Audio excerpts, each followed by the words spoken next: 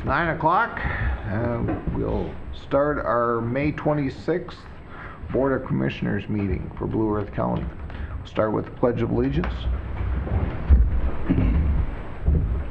I pledge allegiance to the flag of the United States of America and to the republic for which it stands, one nation, under God, indivisible, with liberty and justice for all.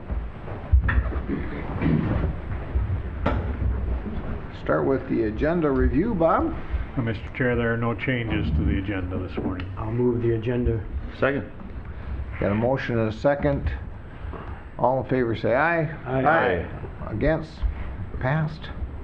Commissioners' reports on committees. I've been informed that we do have time. Drew? Oh, you want me to start? No. Now you made it open-ended for everybody. I tell you what. Last, so you can take as much time as you want. What he said. All right, go ahead, Drew. No, it is fun to hear what everybody does, some of the little things that we do, and I think the community appreciates hearing our involvements, in the community. I think it's really good. I agree. Yep. And if we were going to pick the longest one, I think we'd have to pick on the chair, though. I don't know. You might be right. You might be right. I think so. Well, our last board meeting. I'll try to get it longer just for that statement. Hey, you find out as a chair you can't make motions usually. You can't, vote. You're kind of left in the dark. I know. Except for you're the leader. So. You're something.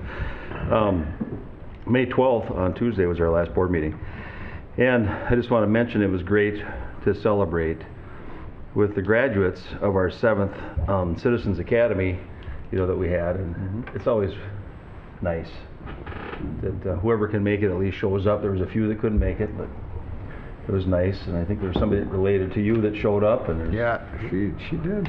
it was nice. I've always heard really good things about it, so. And I bump into people in the community later on that have done it, and they say they really appreciated doing it. It helped them give them perspective on the county services. That same day, I went down to the Lifestyle Expo. I don't know if anybody here was able to make it. Anybody go down? Okay. Vance? I sure did. Yeah, Vance was there. I saw you there, didn't I? Yeah, I think we just bumped into each other.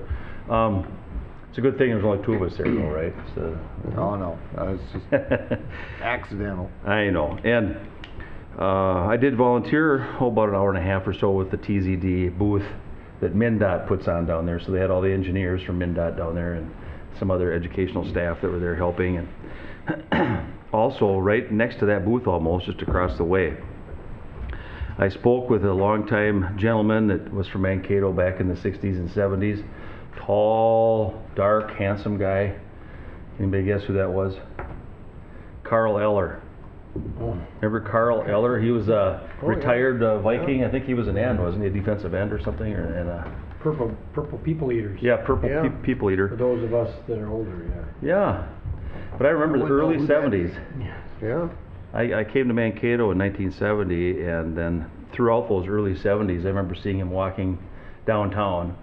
And people used to make comments about him because sometimes he'd have like a little, what we call nowadays, a man purse with him. And people would say, yeah, he's probably the only one you don't want to, he can afford to carry one of those man purses because nobody's going to ask him about it. He's still a very big, large, impressive man. And I just want to mention too that he had a burden for a lot of the football players that would get in. They'd make a few $1 million, let's say, in a few years, and then they'd get out of the business, and they would be completely flat broke, nothing to show for the millions of dollars that they earned in just a very short period of time. And so he took it to heart and got together with some other people and started sort of an investment retirement organization. He's the president of it. I think it could be national for football players. And then he started a local one in the state of Minnesota, which is more of an investment actually for business kind of a thing, where they can write you up for different insurance policies, invest your funds. And so he had a booth set up there too with some of the staff. But anyway, it was just, and then he was also the featured speaker at the Lifestyle Expo, was Carl Eller. And I couldn't stay for all of it because, let's see here, I had to get over to the Turtle Lot Neighborhood Association meeting. I was invited there, not as a commissioner, but more just a neighborhood guy from Lincoln Park. because we had to go through a transition, probably, I'm gonna say, when was that, 9 years ago or something? We went from one-way streets in Lincoln Park to two-ways, and the city is looking at a couple of, the only two, I think, one-ways they've got left over in that part of town, which is on 4th Street and then on Broad Street, half of Broad Street. And so they had a neighborhood association meeting with the, you know, the city traffic engineer, Landon Bodie, and quite a few folks were there. John Considine led the meeting. I think he's the president for their neighborhood association, and that was good to talk about, you know, what to expect if you do want to do it, because in Lincoln Park it worked out, I think, pretty well. It slowed it down a little bit. We were getting real fast traffic. And then right after that, let's see here, on Thursday, May 14th, I went to that workshop we had been talking about over in Springfield, and it was about the regional designation for parks and trails, if you want to be designated through the Legacy Commission on Parks and Trails. And we had a good turnout. We had about 40 people from our district that turned out, and they have a newly developed web-based application. And so we received tips, and Dean, of course, our parks manager, was there, and our district is the Southwest District of Minnesota. So 40 was a pretty good turnout, I think. And then on that same day, I ran over to it's called Blue Earth Nicollet County TZD Safe Roads Coalition, more of a local effort towards zero death, and that was at the MnDOT office. I just want a quick reminder, this Friday is the workshop down in Fairmont. It's free breakfast, free lunch. If you've never been to one, I don't know if you've been to one, Mark, have you been to a TZD workshop? Not there. If you feel like, I am. oh, I know, we've got 2 people here that know a lot about TZD. It's a grant that the state gives to a region. Tom Coulter is our manager of that grant. I believe the last grant we received was $265,000, and he helps manage that for the region. There's 3 or 4 counties now involved with this effort, and it goes towards overtime, a lot of it, so that they can have enforcement efforts out there for distracted driving, seat belts, and that sort of thing. And anyway, then attended an open house here for the MAPO, for North Mankato Planning Organization, and there was a gentleman, Craig Vaughn, who could speak very well, and he was from the SRF Consulting Group, talking about transportation planning, 30 years, a 30-year plan. Mayors and clerks, that same day, we were there up at Skyline, and again, Deputy Tom Coulter presented a TZD presentation. I thought he did a good job there. And then we've got, let's see here, that Saturday, just real quick, I'll mention, for years we've had something in the spring to kind of greet each other in our neighborhood. You know, we all come out of our hibernation. Haven't seen each other all winter almost. If you do, it's probably somebody shoveling. And so we call it the May Tea on the Lawn. And we do flower sales and exchanges, and perk coffee, and have tea, and homemade cookies. Some people brought some really good goodies to eat. And I think we had about 35, 40 people show up. It was pretty nice. Then on Monday, the 18th, I attended the news release at KUIC TV in North Mankato, and that was for our local TZD efforts on enforcement, education. And Annette Larson is our director for MnDOT for this District 7. She does a really good job of helping to coordinate those things. And then Wednesday, the 20th, attended the TZD Award Luncheon. Who else was there? I think I saw. Yep, I was there. Yeah. Okay. Commissioner Yep. Purvis, Commissioner People, and Bob Meyer were there, and mostly enforcement from the region, state, county, and city folks. Pat was there. Pat, you were there too. So that was good to see that we received this high honor for what we do in our region to try to keep our roads safer. And that was at the Marriott Courtyard Hotel. And then on Memorial Day, Vance is going to say more about this, I'm sure. I only went to 2 of them, but I attended the Korean and the Vietnam memorials. And I also just want to mention I took some time for reflection of those who gave their lives before us, and even those who just served before us and have maybe since passed. And it was really good to see quite a turnout at the 2 that I attended. And when you give your report, you can say more Vance about it. Thank you. Thank you so much, Mr. Chair. Thank you. Will? Yep. On the 12th, after the board meeting, Kip and I participated in a conference call with Faribault County regarding JD9. We'll be doing some more meetings on that in the future. And of course, Drew mentioned Mayors and Clerks that Tom was at.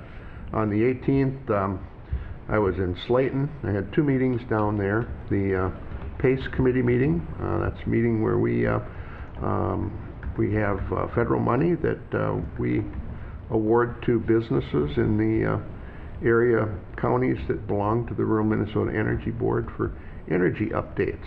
And we approved a loan for another business. Also was informed that we have some businesses in Blue Earth County that are interested in those loans, so that's exciting to participate in that. They're basically low interest loans that are paid back on your property taxes. Then we had the Rural Minnesota Energy Board meeting that afternoon. Not much to report on that. It's just business as usual. We talked about the legislation that came forward in this session. Talked about it, how it had affected the energy folks in our area. Then on the 19th, Kip and I and Bob attended a meeting at Nicollet County's workshop that they had 2 representatives came and spoke to us about their starting in as ditch viewers. They're both former commissioners. I knew them both. They both served on the Rural Minnesota Energy Board with us. They talked about, of course, the need for more viewers, especially lead viewers, and they've gotten trained and are planning on putting together at least 1 team, maybe 2 of ditch viewers to help with the redeterminations. Then that evening we had the library open house. I think almost everybody made it. Did you make it, Drew? I mean, for the Library. no. Oh, okay. I thought you were there, but I think most of us were able to stop in for a few minutes, and then of course on the 20th we had the TZD awards. Drew mentioned that. Very exciting to see those awards come to our area. The area law enforcement folks have worked really hard in this project. Then on the 21st, I went to St. Paul as part of the courtroom security work group that I'm involved in. We met with representatives from the Humphrey School of Public Affairs. They're working on things that they can do to improve security, not just in courtrooms, but in county buildings. They're working on a sheet that every employee can have that would just be a few bullet points on all the different things that they might encounter while they're at work, and I was glad to give my input on that project. Then yesterday I attended the Memorial Day ceremony in Vernon Center. I remembered the folks that have served our country and others. And one other thing that I have been doing this kind of on a personal note, but I think it reflects on water quality in our area. I've been working with Satish Gupta, who is a researcher from the University of Minnesota, and he's testing ways to remove nitrates and phosphorus from tile water, and he's got a research project going on my farm. So Nice. Very I'm good. kind of excited about that. So stay tuned for details. So far, the preliminary results are pretty good. Okay. So that completes my report. Thank you. Well, it looks like we're at 9:15 and we're gonna talk drainage. Morning, Casey. Morning, Casey. Morning. Morning. How are you this morning? I'm great. How are you? Great. Craig is welcoming his first grandson into the world, so he couldn't All be here right. today. Oh my Yeah, goodness, it's that's exciting. neat. All right. So I'd like to start today with a couple of drainage inspection reports. One for JD9, and that was a washout and sloughing, and CD56 removal of Beaver Dam. I'll move approval. Second. Got a motion to approve and a second. Any questions? Do they trap that beaver then too, or what do they do? I'm unaware of how they dispose of the beaver. Yeah, they'll trap them. Did trap them. All right. Nothing else? All in favor say aye. Aye. Against? It's passed. The second item we have is the Blue Earth County Drainage Authority did receive 2 petitions from Greg Vashro, one for the removal of property from Blue Earth County Ditch 96 and the other for partial abandonment of Blue Earth County Ditch 96. Both petitions were reviewed by Kurt Dieter and were found to be valid. So at this time we're asking a hearing be set for June 23rd at 9:45 a.m. What are the wishes of the board? I'll move for approval to set that time and date. Second? Got a motion and a second. Any questions? All in favor say aye. Aye. Against? That's passed. All right, and the final item I have is Judicial Ditch 38 MnDOT Cooperative Construction Agreement. This should have been signed in 2012, but was overlooked. So at today's meeting, we're just looking to get that signed, and the resolution that is attached to that passed. Move approval. Second. Got a motion and a second. Any questions? That All- was something historical, wasn't it, that we just needed to Yep. kind of clean up something Yep. administratively? Yep, it's been completed. We got paid. Anything else? Yep. All in favor say aye. Aye. Against? And that's passed. Very good. That's all I Well, have that for you. didn't take very Thanks, long, Casey. did it? You should Yeah, do that this was- more often. You're clock, Yeah, you know. if Yeah, you're Craig gonna was be here, a I would have pro taken at another this. 20 minutes. Thank you, Casey. Thanks, Casey. Thank you very much. All right. Kip, we're gonna come down to you for your commissioner report. Alrighty, after the last board meeting, I also made it down to the library open house, which was very good. Looks great. The pictures didn't do it justice, I guess. is Oh, all I can tell you, say. doesn't it looked look really nice? A lot nicer in person, so. And then it was at Mayors and Clerks, which was already mentioned, and again, yeah, Tom Coulter does a great job. The second time I've seen that program, and my wife was with me that night. She thought it was very educational. She had some questions that she wants me to relay to Tom, so sparks people's interest in what's going on out there. Yeah. So I think that's what it's meant to do, and that's what it does. So good to see that again. Yep. I made it down to the mental health walk. I got to sit in. I didn't get down there in time to make the walk part, but I did get there. It's pretty long. Long walk. Yeah, I don't know where it was teasing. started even. No, but, I'm teasing. But but I got to sit and visit with some of the people that were there. There was a lot of consumers there, and Mm-hmm. sat and visited with them for a while and listened to the presentation, and I stayed for about an hour or so. Had a couple East visits again last week. They were always entertaining. It was a great group of kids again. A lot of fun, but Jesse was out of town last week, so I had to do the whole class myself, which Jesse kind of does the first portion as a perspective from a county employee, Jesse Byer, Yeah. from a county's employee's perspective and what she does as a county employee, and then she talks about all of our buildings and all of our structure, and then I take the second half of the class and talk about, you know, what it's like to be an elected official, how I got in the business and how I got elected, and it's kind of entertaining, and the story I tell, and then we ask questions. And so without Jesse there, I kind of did the whole works, but it was a lot of fun. They had a lot of good questions. Always entertaining to go up there and talk to them. Then we had MVAC meeting, and I managed to get myself elected to vice chair of the MVAC board, so. Well, in a couple years, congratulations. Good If I job. win another election, I'll be the chair eventually. So that's always exciting. That organization's doing really good. Amanda's doing a great job. Food Hub is just taken off like crazy, and I know Vance is a big supporter of the Food Hub and gets a lot of produce out of there. We're but- waiting now. I think it's gonna be starting up in about a week or Yeah, two where it's a they're week. gonna. And they got some new slicers and dicers and all kinds of neat equipment in there. And Kind of exciting. If you're up there, go in there and see Really? Joe. It's a neat operation. You serve on like about 3 of the committees there too, don't you? Just one. Just one? Yeah. usually Well, no, two. Two. Housing and. Yeah. Well, but because I'm the chair of the community support, you're on the personnel committee. Oh, so okay. Automatically. So, and now the vice chair. So, but no, there's a lot of cool things going on there with our Food Hub up there. So I encourage you to stop up and see Joe. He's really excited about what's going on up there. As Will mentioned, Nicollet County, we're over there and listened to those two gentlemen. They had a good presentation. Nothing we haven't heard. We all know this. We need to get some viewers out there, but it seems like they're getting started. They're taking the advice of Kurt Dieter on a lot of stuff, which we really enjoyed hearing that.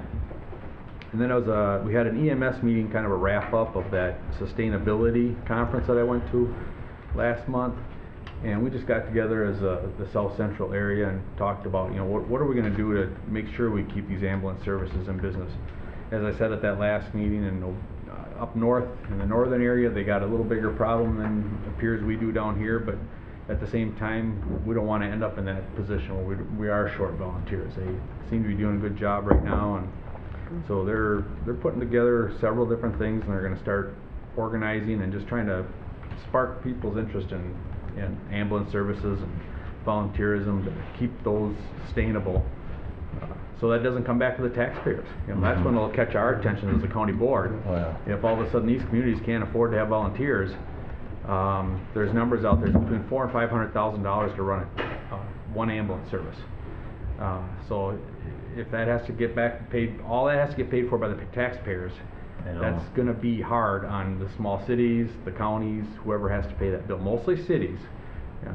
We don't have an ambulance service the county has to fund, but a lot of them small cities, the taxes will go up, if they have to start paying people to do all that. So Was there money in the legislation that came out this time for it? nothing this time. Yeah, So.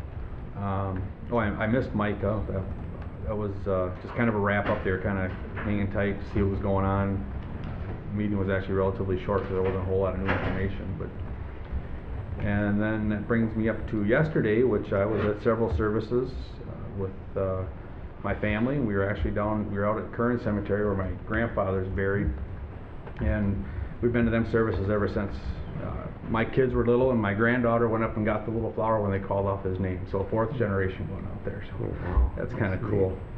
And then out the Vietnam Memorial, which Vance might elaborate on this a little more. That was really exciting because Commissioner McLaughlin was there and did the welcome, and then his son spoke. So, and he did a great job. Yeah, I seen you there too. A nice article in the paper this morning. He did a great job speaking. Yeah. And Tom was pretty proud, you could tell. So, but it was a He great should day. be. A great day. We were at the Eagle Lake Cemetery also. So it was good to see the people get out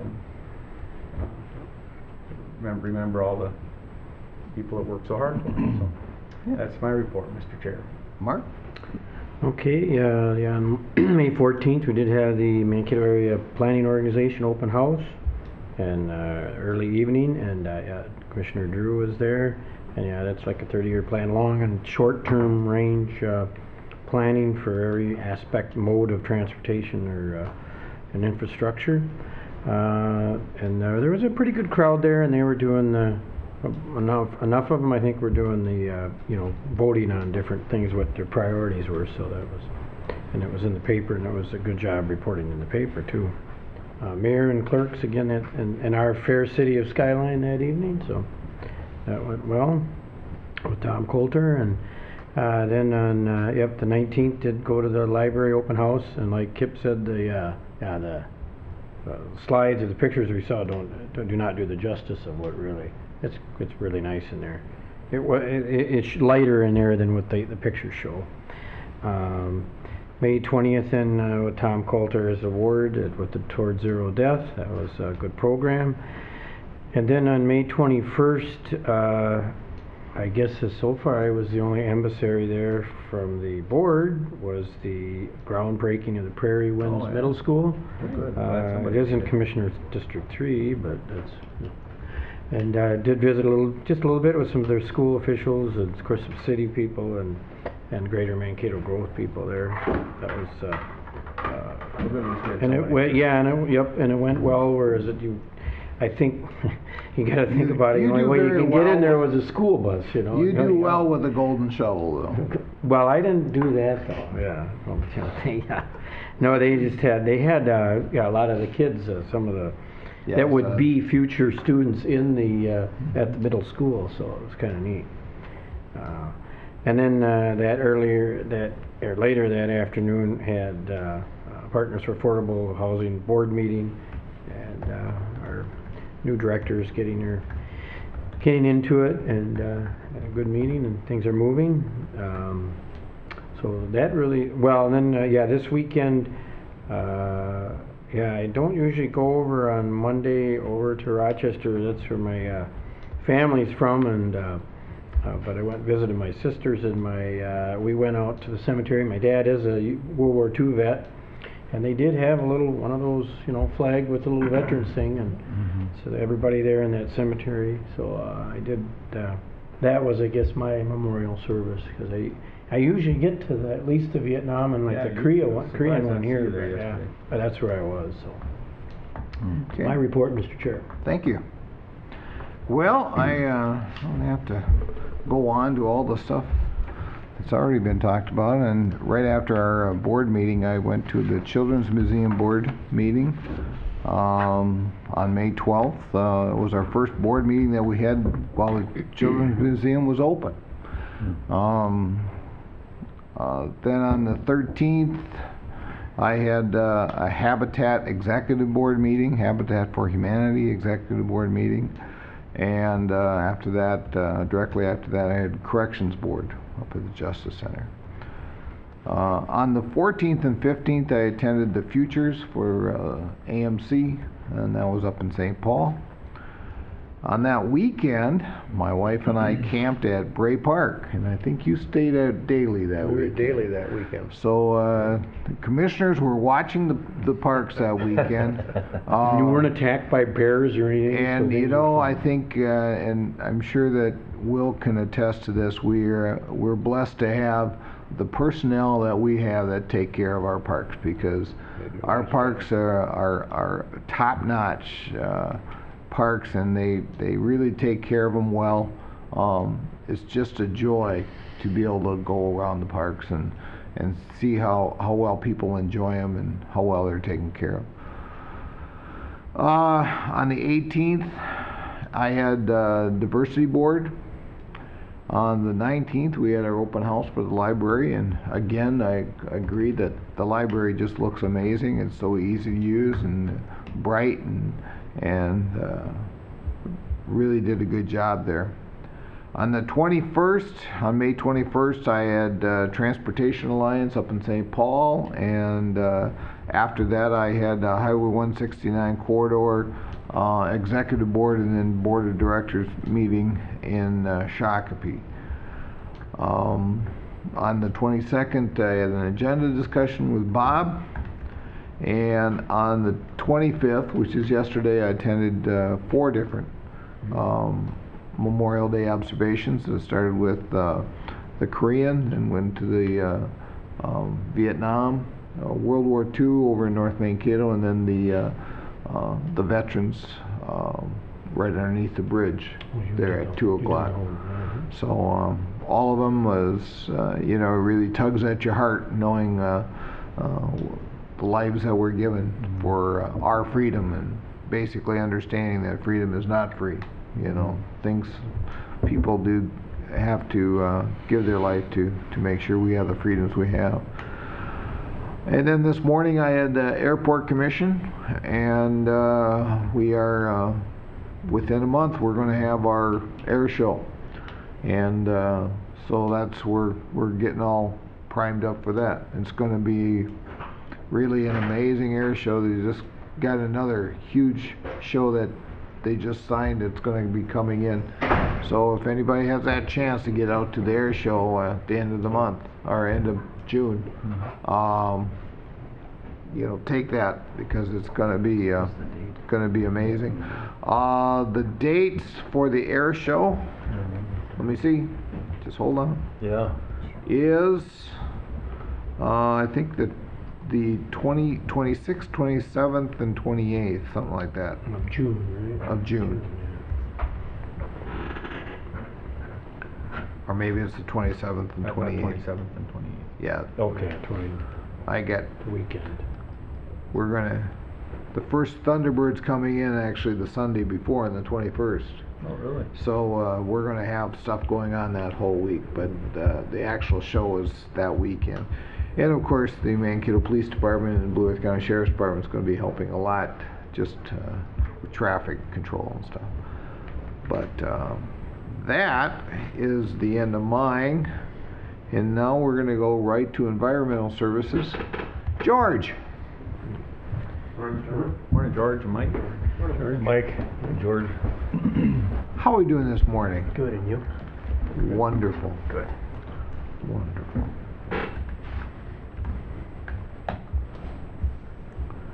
Go ahead. Thank you, Mr. Chairman.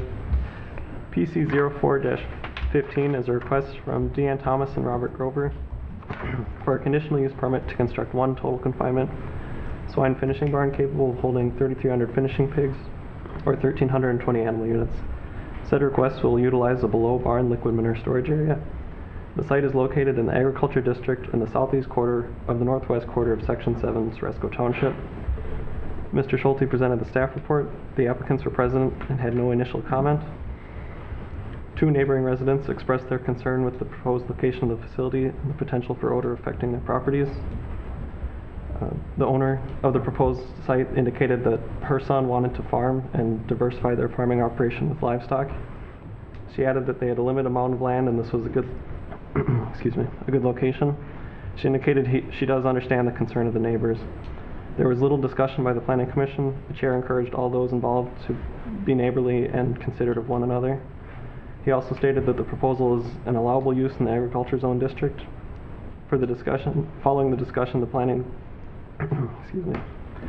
Commission voted unanimously to forward a recommendation of approval of the request to the county board, and the board action is for the resolution. All right. And do we have a public hearing? Public meetings. All right.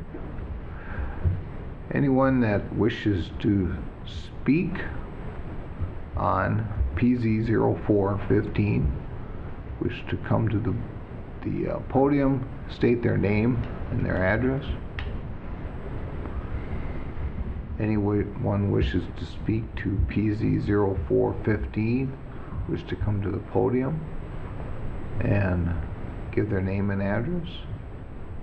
And one more time, anyone wishing to come and speak to PC 0415, please come to the podium.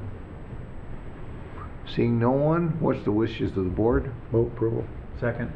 Got a motion and a second. Any questions or concerns? Yes, sir. You wanna go first, Will? Go ahead. I just got a quick one, but go ahead. Okay, mine just came up, hearing that there was some concerns from the neighbor in past planning and zoning. I've heard things like, we looked at the winds, did a wind study or found out if it's prevailing all the time towards that neighbor, or if it goes a different direction, a percentage of direction of the wind, or if there's a hedgerow or a berm that might help, it helps deflect it somehow. Things like that have come up in discussion in the past years. I'm just wondering if any of that came up, or if there was any reason to, because it's a new operation. It's not an existing one that's expanding. It's a new one. In this instance, I didn't do the wind. I can't remember the name of the model off the top of my head, but I didn't because the nearest residence was approximately 2,700 feet away, which is in this case about almost 3 times the setback distance. Yeah. Had it been closer to that setback, I certainly would have run the model to analyze that. With our setbacks, if it meets the setbacks, it generally is well outside of the, like annoyance threshold, I think. Yeah, noise threshold for, so if there need to be an adjustment made for location or something like that, you know, I don't know. If it had been, if the residents had been closer to the feedlot, I think we'd looked into it harder, but at that 2,700-ish square feet, Yeah. it was, you know, about 3 times the setback in that case. Right. And that was the closest one, wasn't it, Mike? Correct. Yeah. See, I haven't been out there to look at it, so sometimes it makes a difference too if the people are lower or if they're higher, or, you know, all those little things come into play when you're putting in a new facility. I mean, I don't know. You know, is it pretty flat there?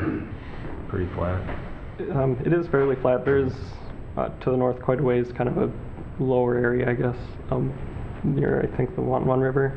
Oh, okay. But that is, you know, quite a distance from there, Yeah. from the proposal. Yeah. All right. Well, I just thought I'd ask it. I didn't know if it was something that was needed, because sometimes if they are willing to move it a little bit, it makes a difference. I did look at it, and it looks like it's north slightly. They're just southwest slightly.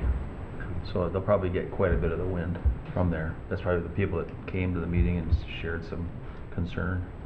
I would think that's the same people. Sure, yes. Was it? Okay. And you pretty much answered my question. That was, how far away were they? I was actually out in that area, and it looks like there's not much population out there. Pretty, you know, pretty good setbacks. So. Okay. If there's not anything else, all in favor say aye. Aye. Aye. Against? That's been passed. Thank you, We're- Go ahead. Thank you, Mr. Chairman. PC 06-15 is a request from Blue Earth County. It is a notice of intention to enact amendments to the Blue Earth County zoning ordinance, also known as Chapter 24. Proposed amendments include the adoption of a solar energy ordinance and an update of the definitions. Mr. Leary presented the staff report. There was little discussion of the proposed ordinance. The commission thanked staff for the work that had been done to complete the ordinance. Following the discussion, the Planning Commission voted unanimously to forward a recommendation of approval to the County Board of the proposed ordinance amendment adopting a solar energy ordinance and updating the definitions. And the board action is a resolution. Thank you. This will go to a public hearing. Anyone that wishes to speak to 06-15, please come to the podium. Give your name and address. Anyone wishing to speak to PC 06-15, please come to the podium and give your name and address. Anyone wishing to speak to PC 06-15, please come to the podium and give your name and address. All right, seeing no one, what's the wishes of the board? I'll move approval. Second. Got a motion and a second. Any discussion?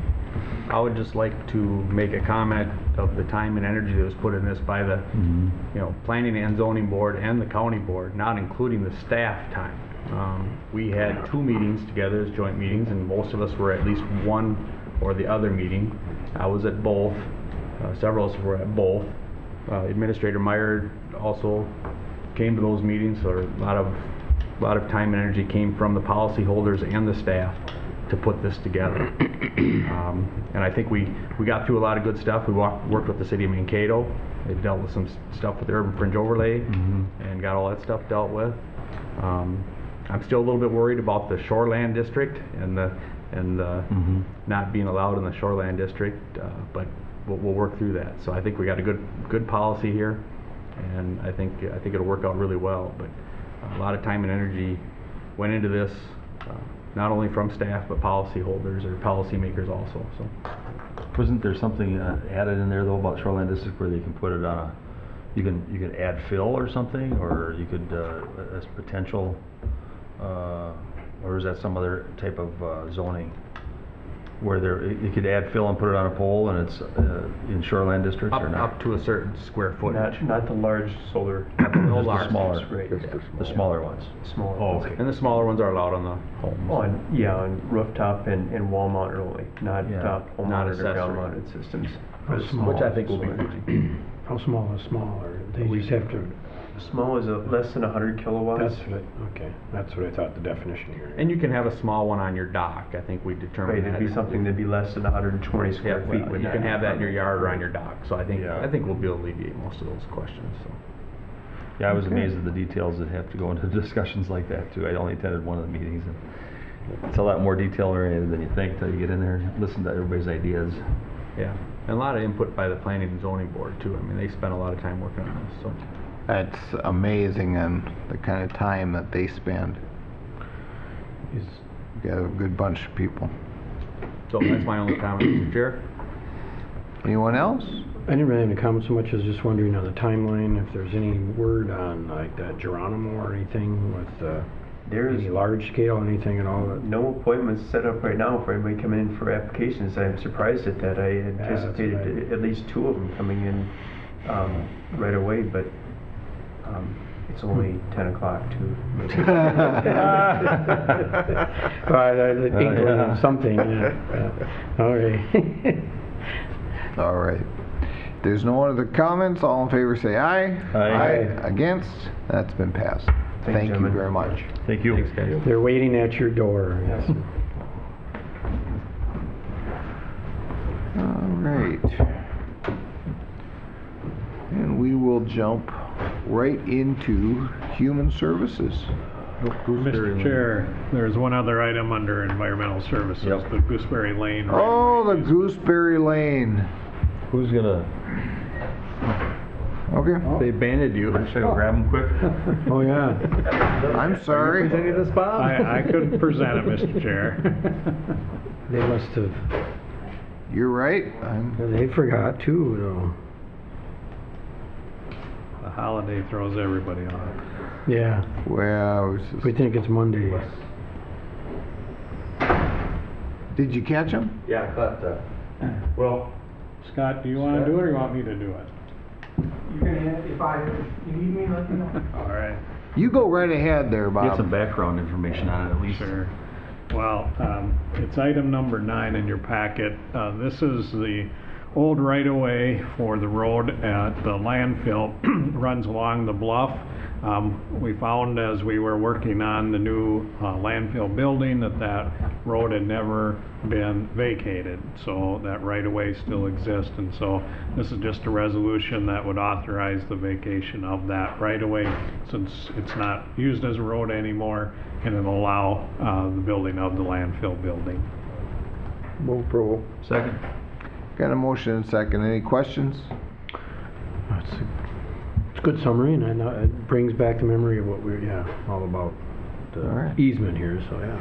Yeah. Great job. How many years ago? That was probably a lot of years ago since that road changed. What year was that road changed? We built the new road in 1997, and basically what happened was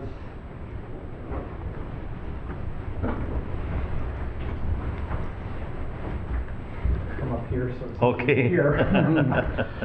Basically what happened when we bought the landfill in 1996, they had mines straight up and down along where that bluff is now.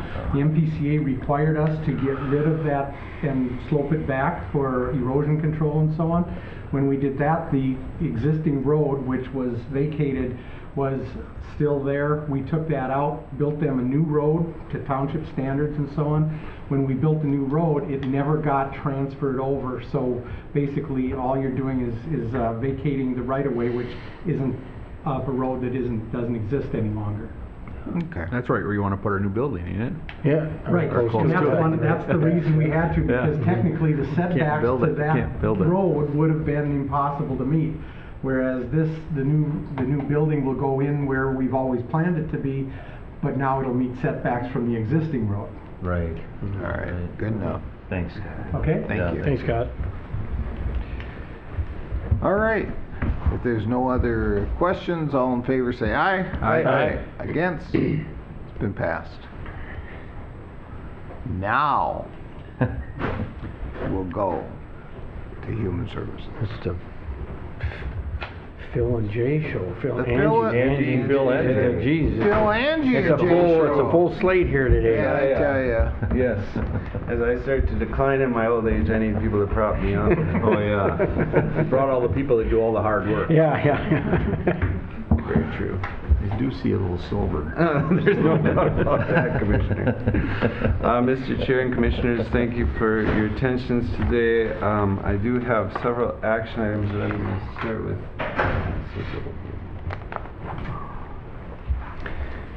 And the first of those being under public health.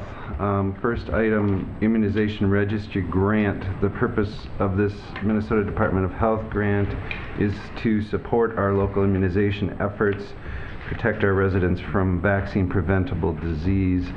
This contract is actually an extension and an increase from $27,414.88 to $33,227.95, which is a 17.5% increase.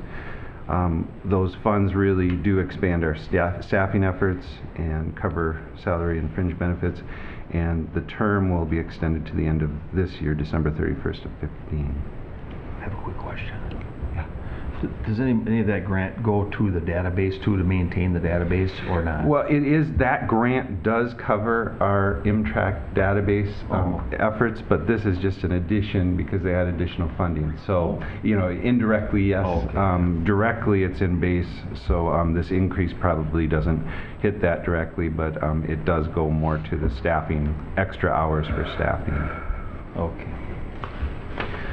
Internship contract from Utah State University. We have these every once in a while where somebody has gone away to go to school and they need a clinical placement. In this case, a dietetics student who's coming back to our area, and so we contract with the university for this purpose. The effective date of this would be May 1st of 15, and it continues unless there's a 30-day notice by either party.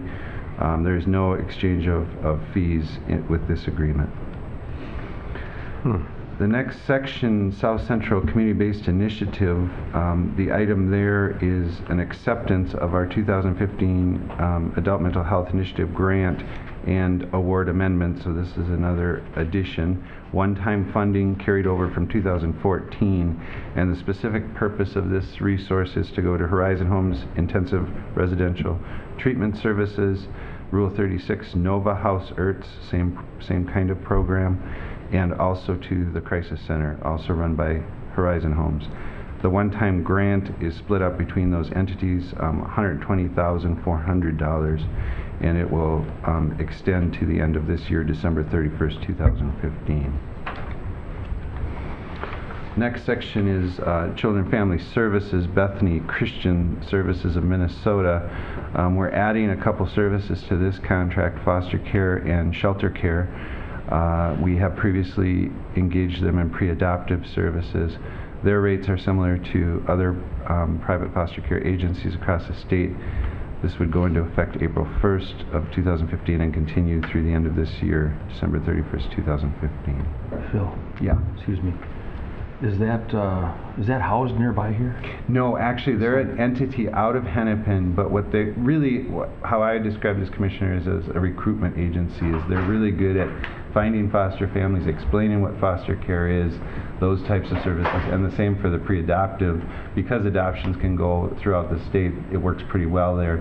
But we have been impressed with their services, really? So they will do that both on a local level and all the way, you know, to the cities, depending on what the needs are. Oh, okay. Mm-hmm. I was just curious. I great thought I'd question. heard that name before. Yeah. But I didn't know if it was local or... Right, you know. right. Next section is financial assistance, and two items under that category.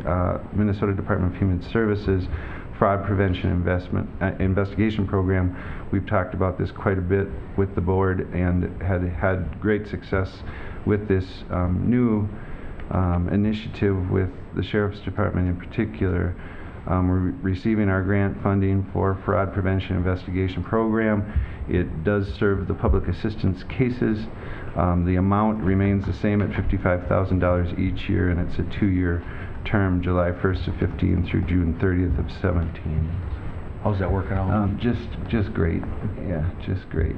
And I think the truth is that it's as much about the partnership between ourselves and the Sheriff's Department as well as the staff. Ginger is just excellent at what she does, and she's fit in so nicely. We didn't know about, the different cultures that are set up between financial assistance and Sheriff's Department, and that's just blended very nicely. So with some of the child protection changes that are coming down the way, we've been talking again with the Sheriff's Department about continuing to build these kind of bridges, working together a lot more closely with staffing partly because of this success. Does that, excuse me, does the 55,000 each year, is that pretty much covered then? No, think so. not at all. I It's wouldn't a fair think so. question. It does I just not. kinda how Yeah, close was it? Right. How we set that up with Brad and with Mike is that would be our contribution to this program, and then they're contributing some funds as well. And I'm guessing the child protection ideas that we have out there will be a similar kind of shared services arrangement. So it is hard to cover all those costs. It's a very fair question. But it's not a huge amount over that. I mean, it's No, 20, it's a big chunk that it takes. $25,000 or That's about something. I right. mean, is that Yeah. okay? And there is crossover, obviously, as some of our board fully knows, that the benefit to the Sheriff's Department, to their core mission, has been, to that tune of if they're a quarter and we're 3/4, it's a win-win as far as I think we're believe concerned. in talking to Mike Mauer, Yes. is one of the benefits of this is that their detectives division does not have to look into those cases. And so it's saving them Oh, yeah. on that Double. part. That's how, Time. so we're not, basically they're not double dipping. They don't have to, look into it and then look into it again. That's right. And stuff. So we have one person that's right there, And to it's be a cost candid, savings to everybody in the county and the citizens. So. it is, Mr. Chair, and I think even for us, when you think about fraud, our core mission is obviously to try to serve the people, and then you're concerned about fraud, so it's kind of this secondary ring. Well, with Ginger being there, we've been able to treat that as important as our core mission because she has a specialty in that area. And so it's kind of heightened awareness across the board, and that's the net effect as you're talking about, Mr. Chair. And I hope we can do the same in child protection. It really is a classic debate about, do you specialize staff and have them do some things that they're really good at, or do you generalize everyone and everybody has to know a piece of fraud and a piece of child protection and all that? I think we're growing into our size as a county where I think we're seeing more specialization and great efficiency from that, as you suggest.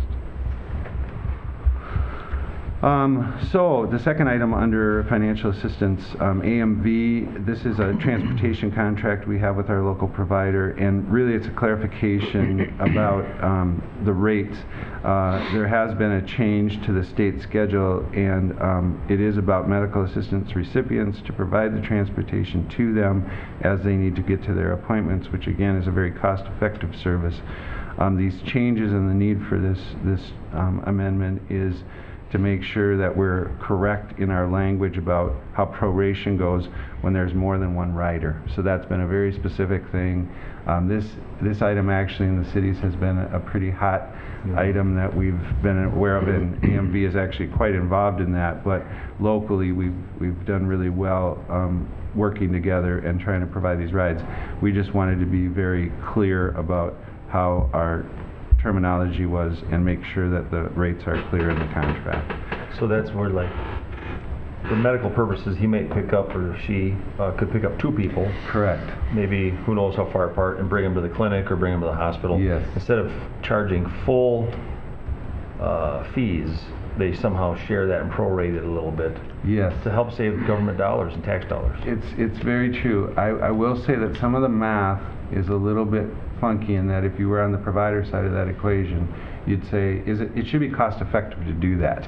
And I think in the truth is if you did single rides, you'd actually get paid more. And so that whole kind of weighing against itself. And so we wanted to make sure that it was very clear that we're going to follow exactly what DHS says and not augment any rates, which I think some counties are doing or some providers have asked for. Mike Pinsky has really worked with us and helped us understand this to say, let's make sure that we're all on the same page here, and so that's the purpose of this change. Good idea. Yeah, definitely. Administrative section, a couple of items here as well. First, advisory committee appointments. Amy Hedman, Commissioner District 4, addition to the Mental Health Task Force. Sherry Jensen, Commissioner District 1, addition to Social Service Task Force.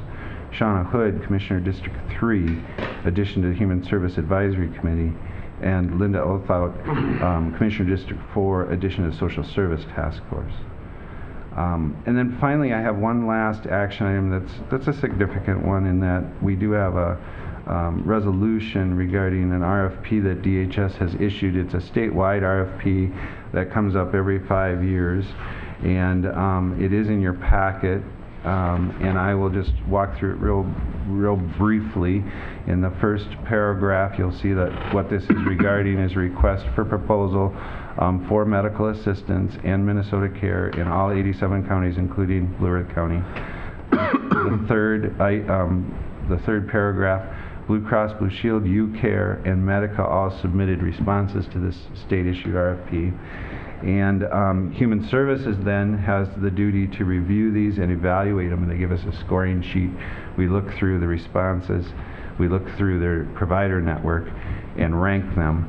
And you'll see in the next paragraph that Blue Cross, UCare, and Medica all met our standards that we believe they could do the job, but Blue Cross and UCare did rank higher than Medica by there's about a 20% drop in the scoring sheet to Medica. And I think that's just that they haven't been in our community and established in this particular way. And so our recommendation for resolution would be that Blue Cross and UCare continue to be our managed care organizations for that public constituent, and they would be the managed healthcare service providers in Blue Earth County. I would want to draw the board's attention to the fact that this is a resolution that you would make based on our recommendation. The state does and has in the past had influence. They'll take your recommendation, but a lot of times they have had a different result in the end than what we've recommended. I think for us recommending the 2 out of the 3, I think it would be highly likely that they'd follow our recommendation, but it's not a certainty. So I just want to make that clear. Nothing from the capital St. Paul is ever a certainty, unfortunately. I hear you, Commissioner. Those are my action items for today. All right, what are the wishes of the board? I'll move the action item. Second. Got a motion and a second to move the action items. Any questions? All in favor say aye. Aye. Against? Pass. Thank you. Thank you, Mr. Chair and Commissioners. I think this next item, why I asked Angie to join us, is for this legislative update. We highlighted in your packet several items, and I'm going to ask her just to walk through those items. We found those to be most salient, but if there's anything else the board would want to discuss, I asked Angie to just be here because she has expertise on a lot of our operations that's represented here. So if you're okay with it, I would like Angie to just walk us through those highlighted items and see if there's any further question or discussion. Please. Yes. Good morning. Morning. A little bit of context for the Health and Human Services Omnibus Bill. It ended up as 481 pages, so Maxa has summarized this down to 4 pages, and we've pulled out highlights from there. So there's a lot crammed into this bill. A midnight reading for you. Yes. Sounds like we're just about there for us. So this bill was actually signed on Friday by the governor, but with the special session, really anything could come back to the table at any point at the wishes of those that set that agenda. So as we go through these highlighted sections, these were the ones that we felt were most salient. Minnesota Care, the bill does not eliminate or phase out Minnesota Care, but does contribute a significant amount of funding for the establishment of a task force to look at financing for both MNsure and the future of Minnesota Care. SHIP was also a concern through this whole session, and this bill does not eliminate SHIP, statewide health improvement funding.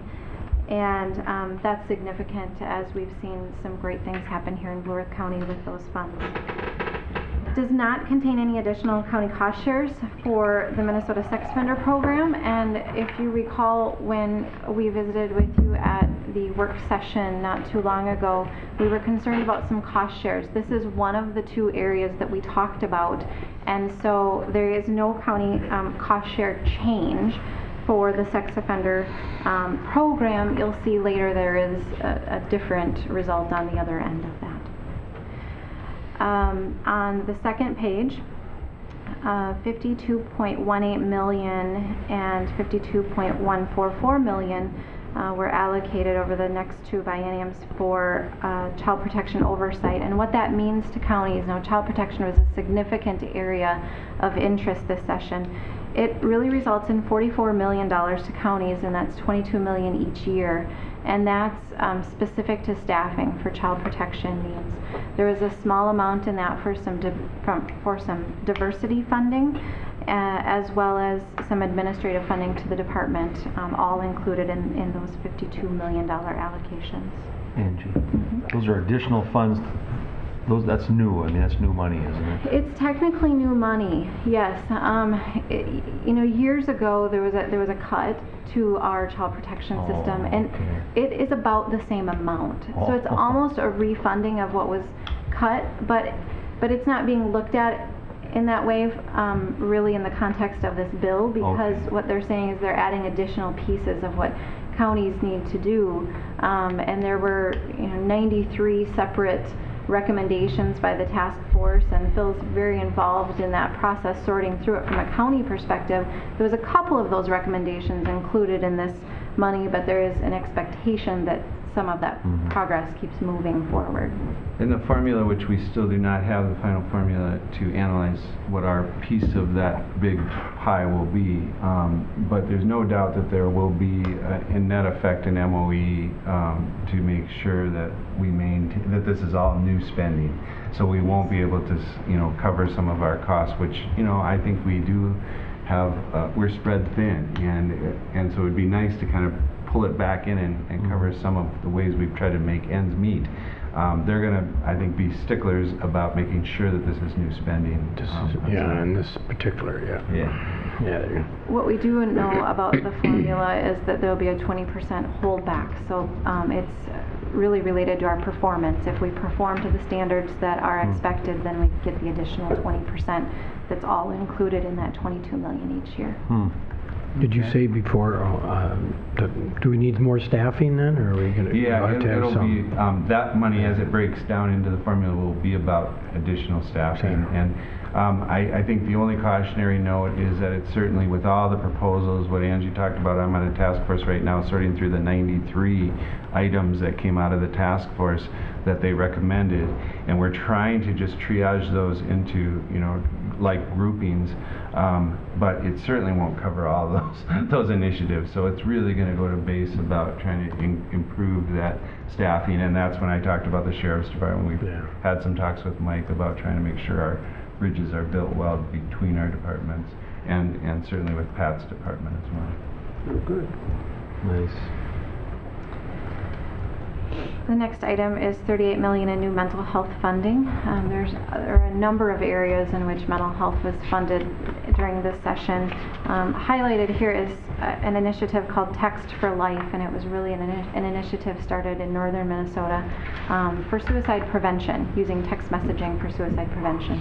And they allowed us to, us meaning our region, Blue Earth County and surrounding counties, to access this Text for Life initiative. And so we've started with that over the past few months.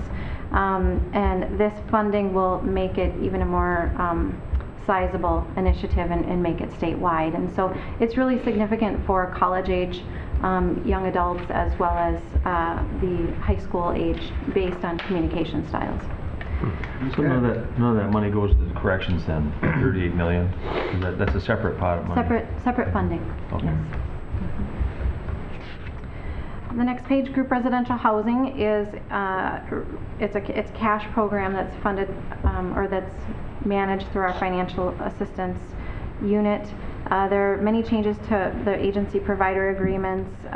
It's more policy level items, but this is significant because the department is embarking on a 3-year process to change this program. And we use group residential housing a lot in residential placements such as, IRTS facilities, board and lodge facilities, group living facilities. And the department is making an initiative to make it closer to a rental subsidy, so it'll be more easily accessible and more usable than what it currently is. And so it's going to take at least 3 years to make that happen.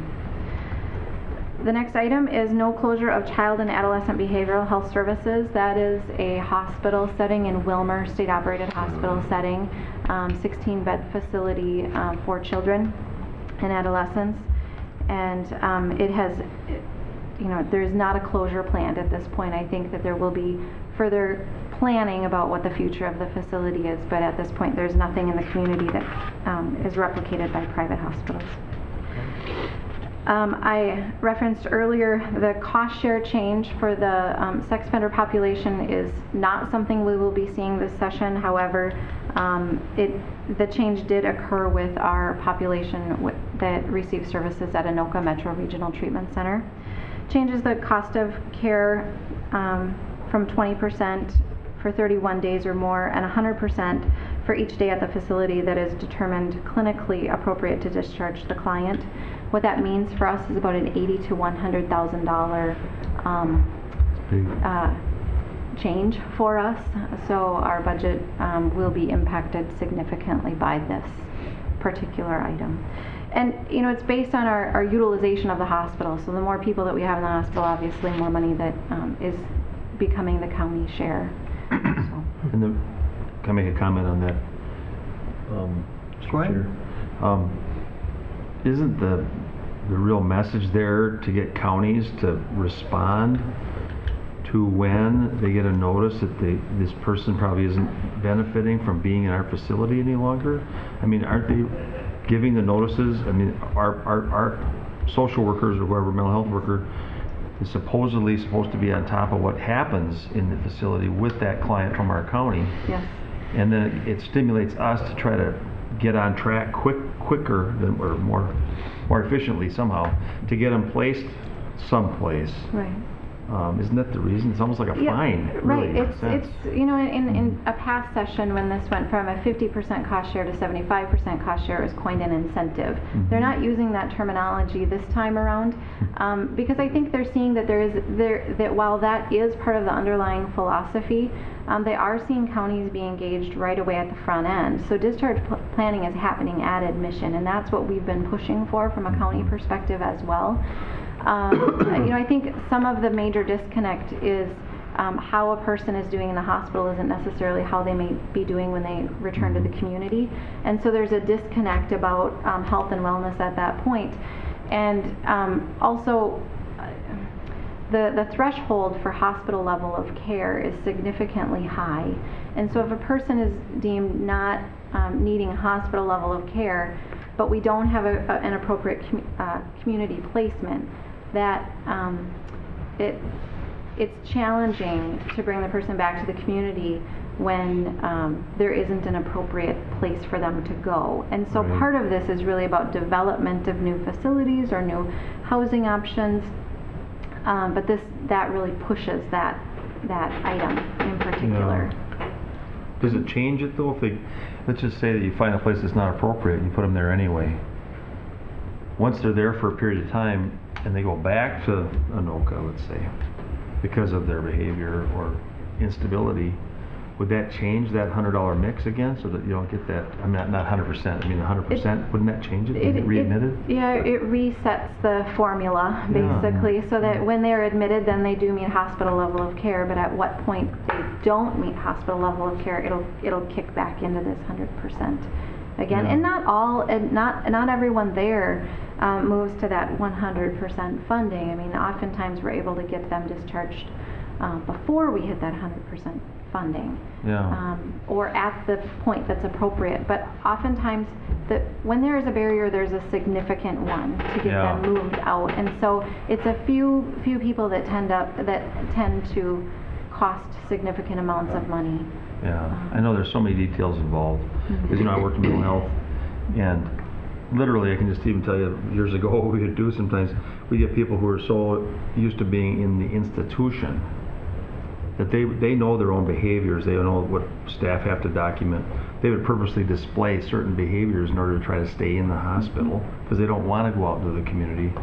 They like their job at the hospital. They like the people they work with sometimes. It's not like the perspective that our society might have. Some of them love being in the institution. It's the most safe place they've ever been in their whole life. And it takes a real push to get them out sometimes. So we would ignore a lot of behaviors just to get them out the door because we know they can make it. But today, I don't think that's, people can't ignore behaviors. They're required to document every little thing. Back in the day, we would know this client and say, even if you assault one of us, we're going to get you out the door. And sometimes they would assault one of us and we would just ignore it and get them out the door and get them into a nice group home somewhere, and they would make it. You know what I mean? It's just kind of strange, but there's just so many details with every individual. There's so many nuances, right? Phil? I think absolutely, Commissioner, and I think the last statement, just to wrap this item up, is just the fiscal side, because it is significant. I mean, Angie's like $100,000 harpoon hit. It's a big ticket item for us, and I think it could grow. Part of the rub that I would just make the board aware of is that we don't have places to discharge these people to because of the acuity. They might not meet hospital level care, and we all know this is some subjective area of practice. The folks within that facility could say they're stable enough to move down to take a step out, but we don't have any place to step them out to. And they've seen them for, let's say, a month, 2 months, whatever it might be. Our social worker, as you mentioned, has known this person likely for years and are saying they're not stable, they're not. So there's great tension. I have to make sure to tell you about that gap. Yes, and it's not an obvious thing because we have strong opinions, and our staff fully know they want them out. I mean, they don't want people to live their lives in a facility. They're motivated to move them out, but they don't want to move them out when they're at risk, and there's real safety concerns as well. So there's probably going to be, I don't know, other places or places currently that can take them from that level? That's our greatest pain. Working, I don't know. There's no incentives in this legislation or something because I assume it's more than just here in Blue Earth County. Absolutely, and that earlier action item we had about the IRTS facilities and the step downs, that's what you want. But to be really honest, a lot of these folks are at a behavioral level of functioning that they'd be very disruptive to a situation like that. So if we had a family member in an IRTS, which is also transitional, and you bring somebody in that's so behavioral that they disrupt the whole environment, that's what we're facing, right? Those kinds of issues. There almost needs to be a panel of they've talked about reviewers that. because it's not really fair. They've I'm gonna talked say about up front. that. It's not fair. Yeah. It's not fair to the counties. Right. And it's not fair to the client. I really like that idea. Yeah. Some little panel that's not involved with the money making end of it. And the sex offender population, same concept is out there, and I like that idea too. Yeah, I do too. Yeah.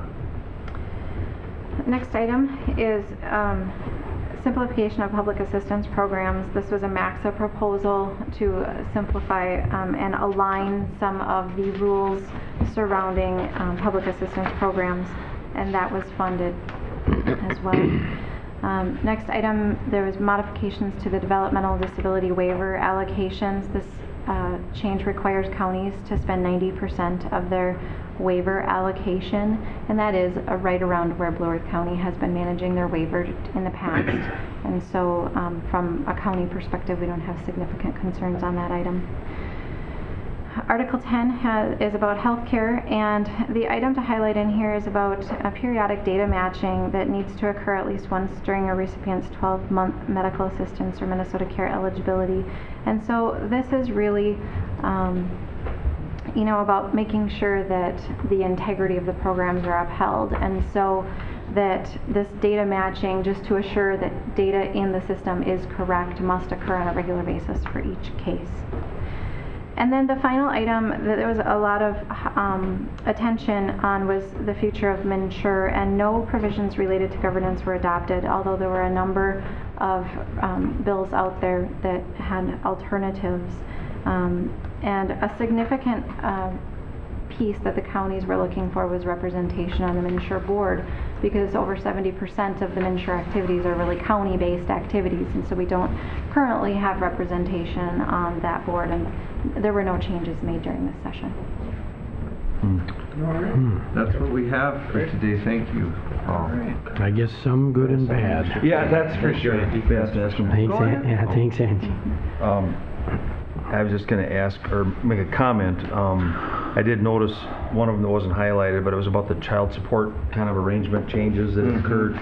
And I just know there's been people in our community here who have been involved with trying to encourage some changes so that there would be a little bit more of a willingness to have shared custody arrangements when it's appropriate, instead of and sometimes some people might think it's energizing the legal system, you know, by having a sort of an adversarial,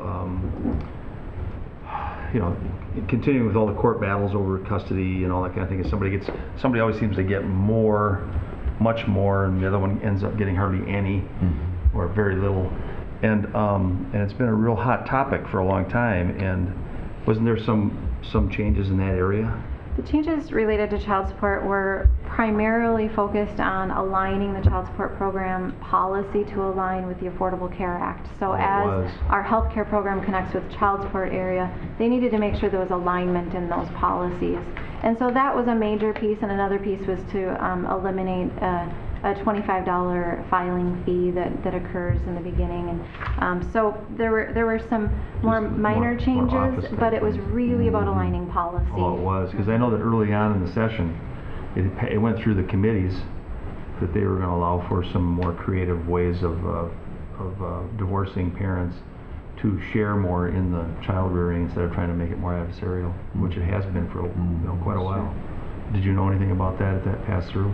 That particular item, I'm not exactly sure about. Our focus was really on that policy alignment as it deals with our operations. So, but that particular I guess I should look into it. I know that it passed through committee because it does impact the counties, because that's where you deal with, our staff have to deal with all these things with people saying, well, he or she isn't giving their child support, and then, or the appropriate amounts, and so then they have to go file, and they have to go through all this thing, and you have to go through collections, and it becomes very time consuming. And it's over very emotionally charged issues, parents who want to be involved with their children. And I just know that it did go through both committees early on in the session. I thought maybe that's what it was about, so I'm sorry that I mentioned that part of it. The other part I just have a quick question on then is, I want to make a comment before I forget, is the White House conference coming up on June 3rd. Our region here, MINRA, was directed through the Board of Aging to put on this event, which is only every 10 years.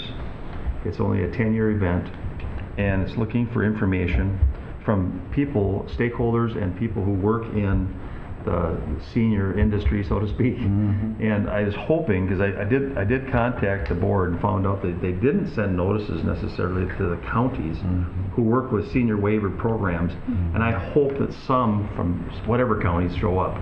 You know what I mean? I don't know if we have anybody going, but I hope that in this southwest region here, I hope that there's at least a few that come, because some good feedback could really make some healthy changes in that program, I think, to the feds. I believe Kelly indicated to me that we had at least one, if not two staff from our shop, but then based on your email too, I have another email out to her, just if she has an awareness, if there is a listserv or something, we can resend some of that information out to our other counties. Because it was, I think that the counties deal a lot with that. That senior waiver program is so important to try to keep people at home, and I hate to see them left out of the feedback. Sorry, excuse me. Nope, that's fine. Okay. Then we get on to the Human Services Advisory Committee with Jay. Welcome, Jay. It's the Jay Show. Chair and Commissioners, the Human Service Committee met on May 14th. We had the guest speaker that night, Debbie, I may mispronounce the last name, Bulky? Senior Outreach Specialist at the Minnesota River Area Agency on Aging. They are a gateway to resources for older adults, caregivers, and service providers. They serve 27 counties in southwest Minnesota. Some highlights from her talk are long-term care options, nutrition needs, and caregiver support. And now a report on mental health. The new behavioral health case manager position has been posted. The South Central Community-Based Initiative hired a new program coordinator, Hannah Marzinski. Nicollet County is currently holding a Brown Bag Luncheon series on Wednesdays from 12 to 1 at the Senior Center in St. Peter. The Second Step Clubhouse will host an open house on Thursday, May 28th from 4 to 7. They are celebrating 1 year at their new location at Vine Building. Under Report on Social Services, the Social Service Task Force had a speaker from ARC of Southern Minnesota, which is an advocacy program for people with disabilities. The Children's Museum of South Central Minnesota opened May 1st. CADA House for developed a partnership with Gustavus Fraternities. Gustavus students can purchase hygiene items for women who reside at CADA House through their school bookstore, and Michelle and Bethany have been approached to join in the effort. Thank you. Thank you, Jay. Thanks, Jay. Thanks, Jay. All right. Is that it? That's it. How about that? Oh, man. Thanks a lot, Jay. We got through another one. Thank you so much. Thank you for your time. Thank you. All right. Appreciate it. Thank you. Yeah, I think we're going to take like about a 10-minute break here. We'll reconvene. Bob? Mr. Chair and Commissioners, first item is the county board minutes for May 12th of this year. I'll move the minutes. Second. Got a motion and a second. Any questions? All in favor say aye. Aye. Against? It's passed. And bills? I'll make a motion to pay the bills. Second. Got a motion and a second. Any question on the bills? Just a couple. Go ahead with your couple questions. Okay. Let me get my other page out just a minute. I was just curious, the DHS nursing home county share, is that county, not city share? And $6,217. It is the county share of bills that DHS bills us for. So some of it is nursing homes. We have a county share attached to that. We also have county shares in the sex offender programs and All those different mental health things. programs. So it could be a number of those items. Okay, because they have their own nursing facility there now too. Is that what you mean by? Well, Including- yes. Okay, yeah. And then the bond interest was $319,000. So that means we were paid or just moved, do you think, or what happened? I'm just wondering. It's same week. U.S. Bank Trust bond interest. Yeah, that was the debt service payment for the Justice Center. Oh, okay. So it's a payment. Yep. Okay. And then the Supreme Outdoor Advertising, other fees for exactly $5,000.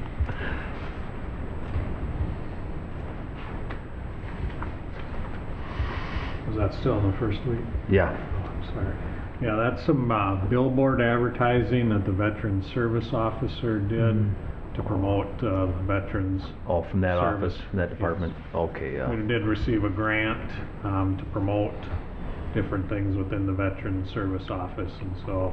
Is that what part of that went to? Yes, That grant we were Yep. talking about before? that's correct. And there's one Okay. billboard right outside Eagle Lake that I seen yesterday. Really? Blue Earth County Veteran Services. I haven't seen it.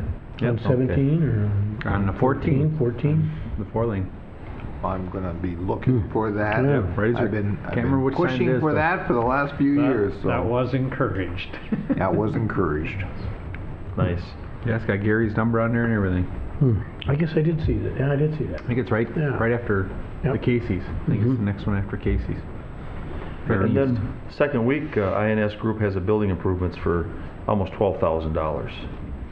And I was just curious what it went for.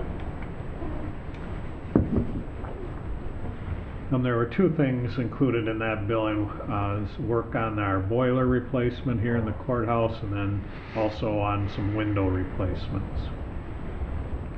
You mean here? Could either be the courthouse or the government center, because we are planning to do some replacement of windows in the government center. Oh, okay. I didn't look closely enough to see which project it relates to. So they help do the planning? That's correct. Okay. Drop the bids. Yeah, okay. Thank you. Thanks a lot. All right.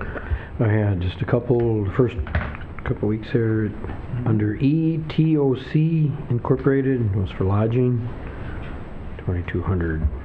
I just didn't know what ETOC was.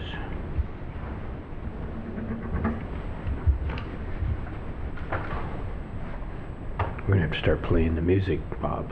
Yeah. Ding, ding, ding, ding. Jeopardy type thing. Do. Watch the same stuff, that's scary. Well, I haven't watched it for years, but it's still Yeah, it's still it's years old. Hurry up, Bob, and answer this question. It's lodging for the Can-Am training, paid for by the Drug Task Force. Okay. Okay, for individuals for that, okay. The other one, maybe it's passed through or something, is LeSueur County Health Services. It's the same.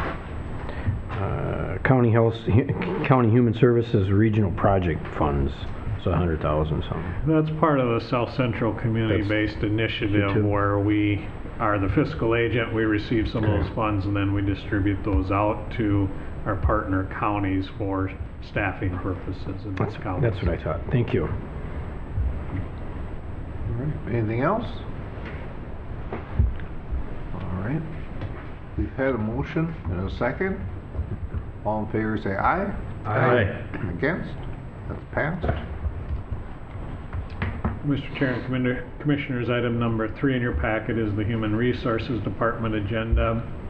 We have a number of informational items. We've filled the accountant position in the Public Works Department, also filled a non-call position in the library, and Jay mentioned the South Central Community-Based Initiative Program Coordinator.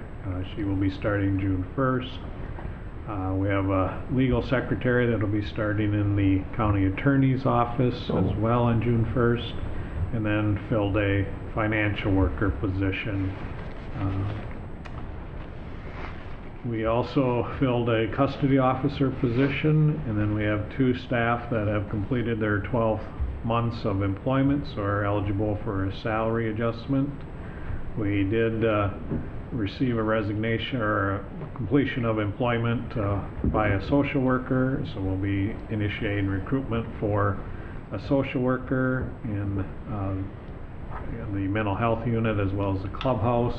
And then we also did receive resignations of 2 financial workers. Both of these are long-term financial workers, and so we're back to trying to fill those difficult positions. They retired? I don't think I'm supposed to say that, but yes. But resignation just sounds so negative. I know it does. Yeah. I know. Retirement Can't help sounds it. so positive. Yeah. It's all those HR issues. I understand. Any questions on the human resources agenda? That's going to be really hard to fill those positions. Some long-term employees and trying to find that pool of people. Yeah, we really have been trying to recruit trained workers. Unfortunately, every county's in the same boat that we are, where we need those trained people, and so if we're successful, we just hurt one of our neighboring counties. But In fact, the accountant from the highway department, didn't she come from Sibley County? that's correct. So look out for the commissioners when you go to the. Yeah, we want to see, Meetings. let's not sit by Sibley Yeah, tomorrow. tomorrow. Sit by the Sibley County guys. We might want to sit by ourselves. Actually, the won't appraiser say down anything in till after taxpayer the election. services also came up with some copies. Oh, yeah. We've stolen Yeah. two from them recently. That's tomorrow morning, isn't it? That's right. Okay. Okay. Item number 4 in your packet is an appointment to the library board. We've had an opening on the library board for a period of time. The director down there has received interest from Ms. Jennifer Hines to serve on the board. She currently resides in Commissioner District 2 and has been a resident of Blue Earth County for about 15 years. She's been an active user of the library, and so our recommendation is to appoint Ms. Hines to that appointment through the end of 2016. I'd move appointment. Second. Got a motion and a second. Any questions? All in favor say aye. Aye. Against? Congratulate Ms. Hines. Mr. Chair, that's all we have for today. All right. Well, I move a motion to adjourn. So move. Second. All in favor say aye. No lunch. No lunch today.